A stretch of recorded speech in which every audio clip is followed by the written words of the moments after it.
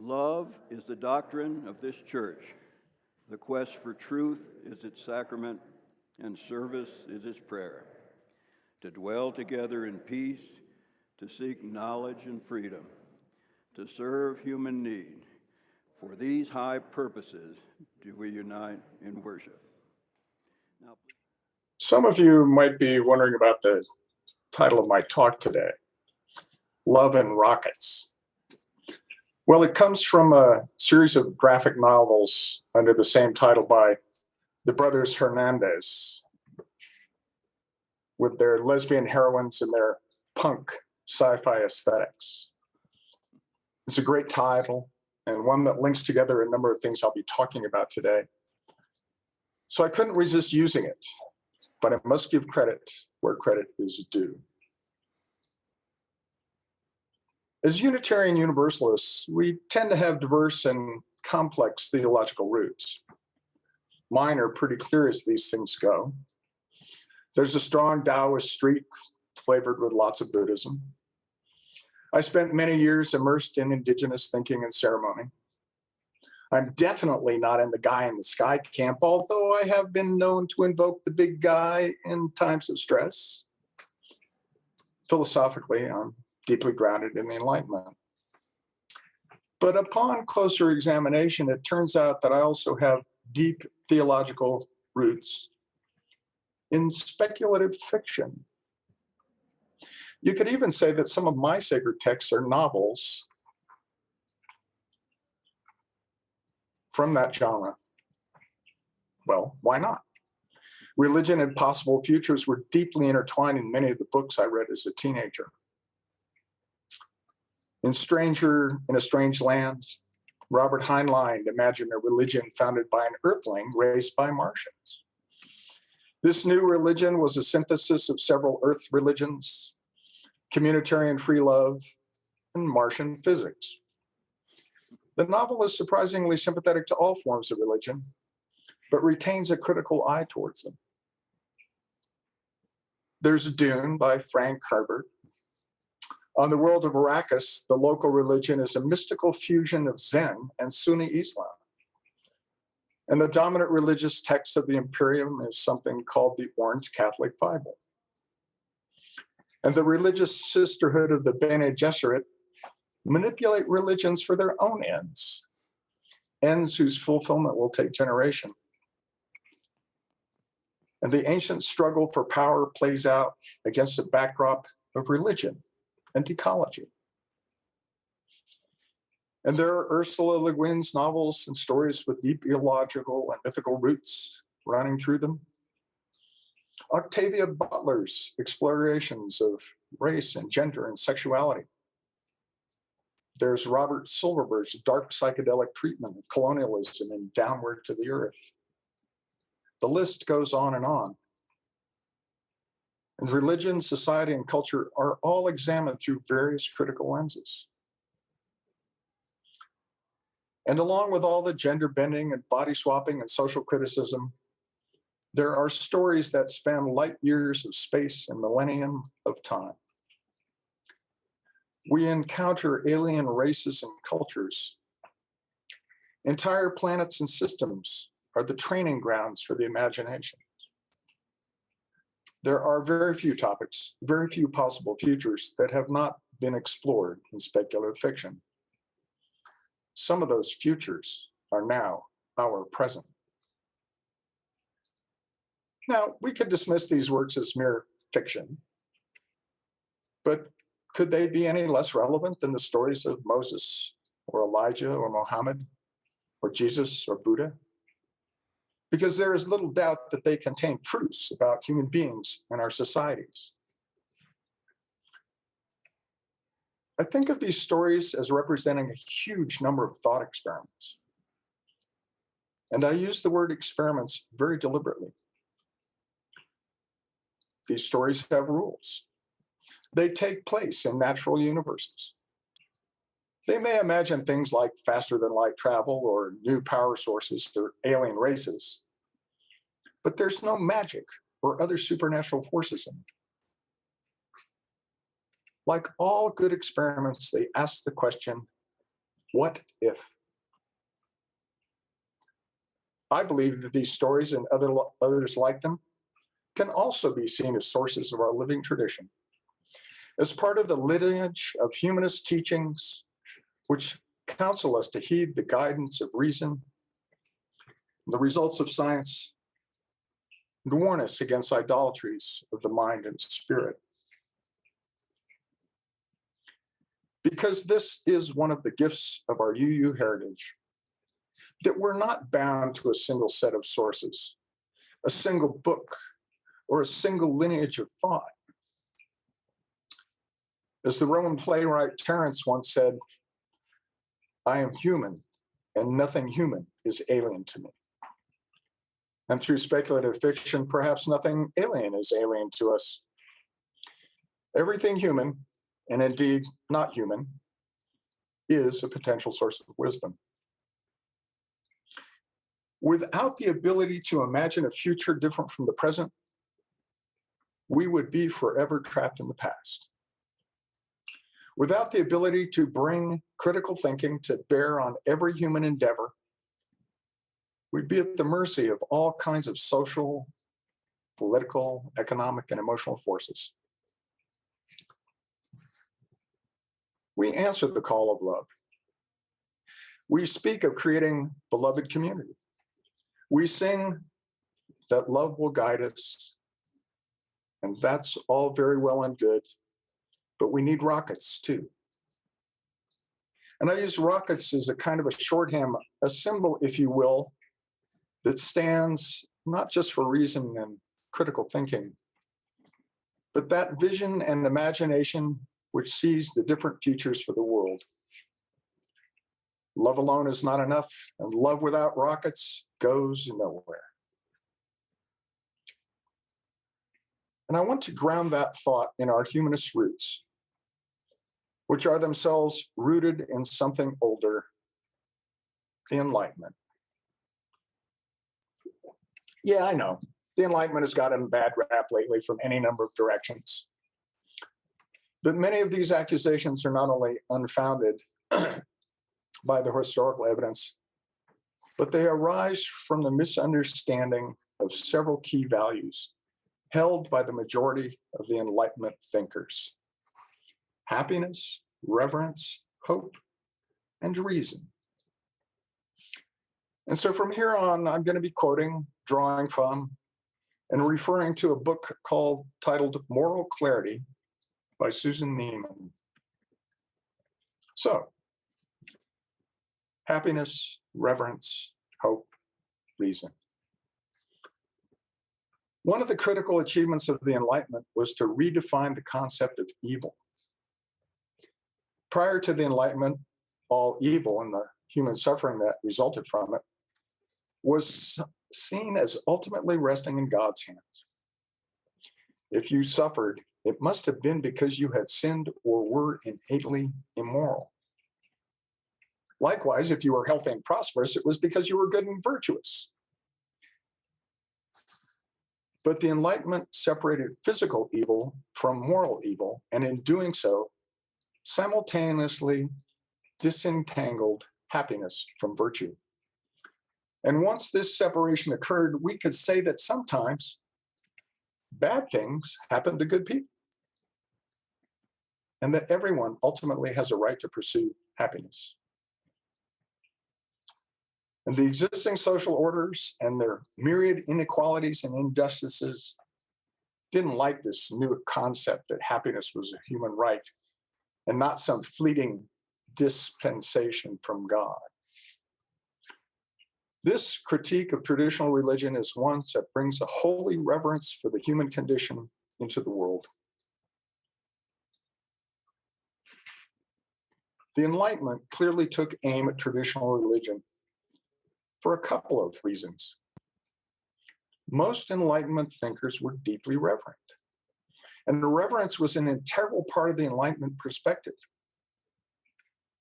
At the time of the Enlightenment, church authority was deeply entwined with that of the political establishment and supported by webs of superstition and deliberately fostered ignorance. To the Enlightenment thinkers, The social order was a brutal, hypocritical, and immoral one that held human nature to be incapable of virtue or to possess any ability to change or progress. And this order was aided and abetted by religion.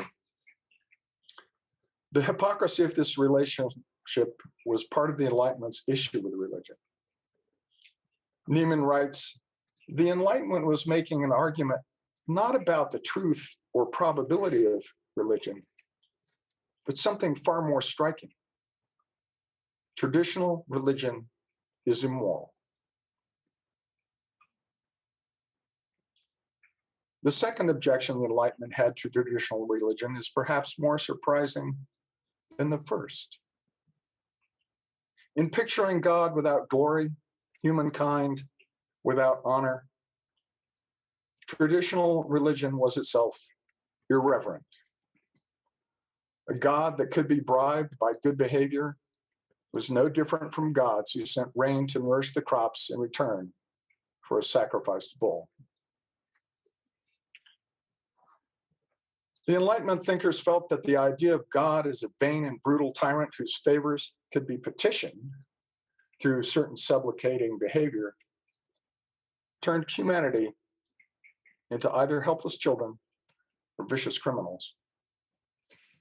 Consequently, for Voltaire, the Christian image of God was ultimately blasphemous. Immanuel Kant saw it as idolatrous. The Enlightenment sought to reduce human fear and ignorance so that something greater could flourish. Religion seemed to both foster fear and to feed on it, and as a result, do violence both to human nature and to God's nature, thus destroying the dignity of both. And without this dignity, there could be no reverence. In response, they had what can only be called the Revelation of Deism, a natural religion based on reason and nature, stripped of doctrine, with common denominators based on truths accessible to everyone. Deism expressed awe and wonders at the marvels being revealed by the new sciences, and in doing so, demonstrated proof of God's existence in a way that honored him without demeaning humanity. To quote Neiman, the Enlightenment denied piety to make room for reverence. If piety is a matter of fear and trembling, reverence is a matter of awe and wonder. And Enlightenment thinkers held a great deal to be worthy of reverence, and were irreverent only in attacking a false and devious piety. You know, it was called the Enlightenment for a reason, which is that it rose from darkness, cast light in the darkness.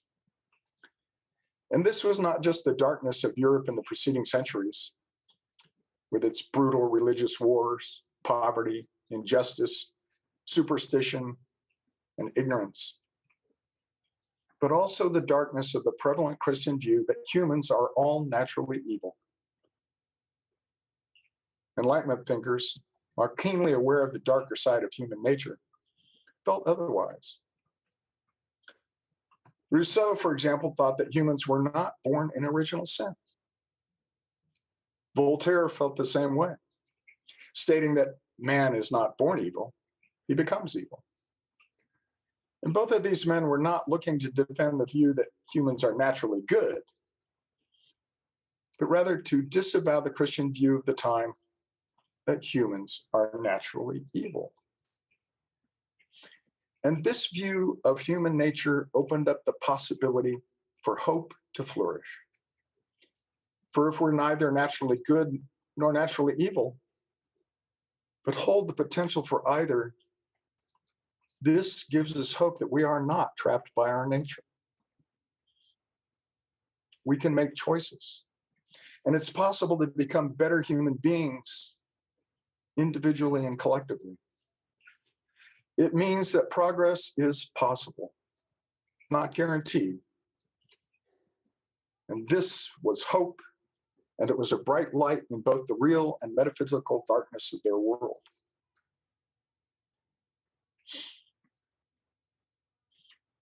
Reason is perhaps the value most central to the Enlightenment, yet it's also the most misunderstood in our modern world.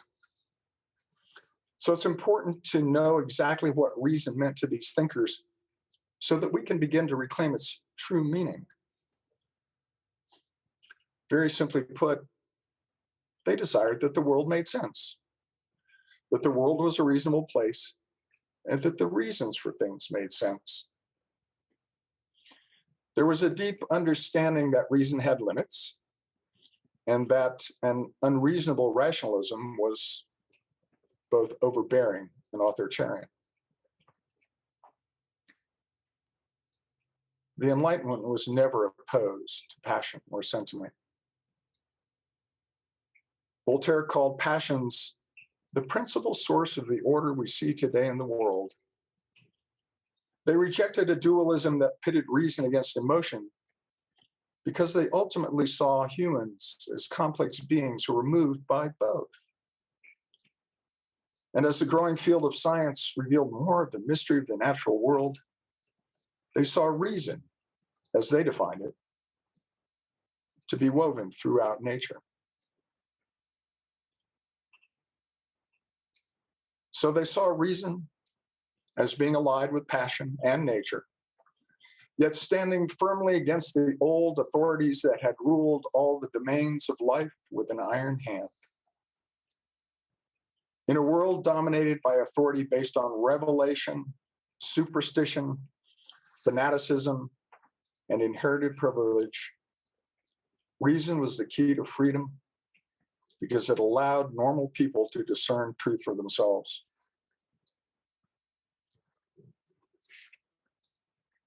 Neiman says this about Immanuel Kant. Kant recognized that reason is not a fact about the world, but a demand on it. For everything that happens, find the reason why it happened this way rather than that. It is reason that allows us to go beyond whatever experience we are given and allows us to think, this could have been otherwise. Why is it like this? The actual is given to us, but it takes reason to conceive the possible.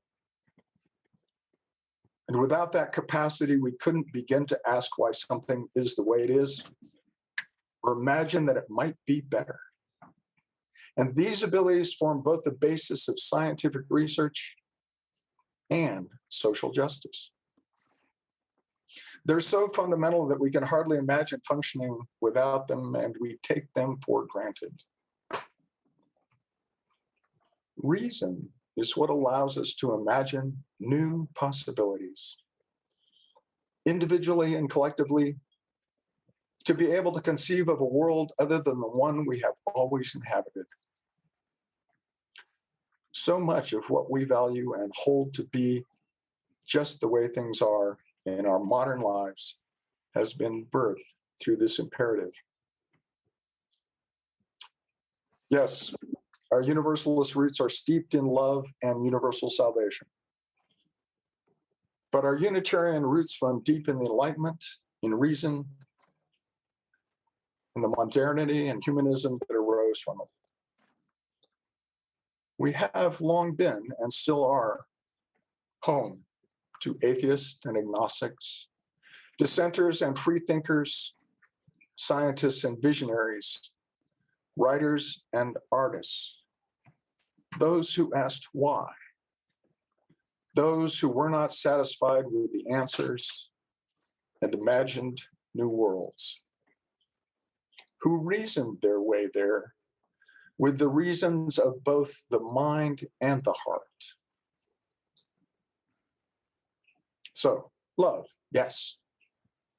But let us not forget that this love rides on rockets. To forget this is to forget our heritage and forget the struggles of those who came before us. let us continue to build upon that heritage. Let us continue to reason together and build the even better rockets for our love. May it be so.